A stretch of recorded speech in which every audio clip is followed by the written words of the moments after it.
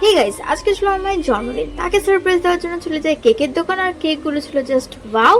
একটা cake choose করে বেরোনোর সময় জগন্নাথ দেবের সাথে দর্শনও হয়ে গেল, আর কেক নেওয়াও হয়ে গেল। তো চলো বাড়ি যাওয়া যায়। এখন বাজে 11:58, আর আমি উঠে পড়েছিলাম মাকে সারপ্রাইজ দেবো বলে।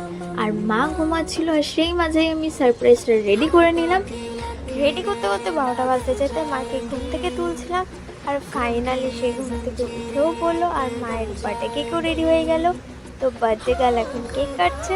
হ্যাপি বার্থডে টু ইউ মা। অনেক ভালো থাকো, সুস্থ থাকো। আর সে আমাকে ভালোবেসে কেক খাইয়ে দিল, আর আমিও ভালোবেসে কেক খাইয়ে দিলাম।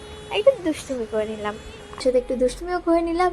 আর যারা আমার মাকে ভালোবাসো তারা পারলে একটু প্লিজ আমার মাকে উইশ করো, আর অনেক অনেক ভালোবাসা দিও, আর আশীর্বাদ করো যাতে সে সুস্থ থাকে, ভালো থাকে।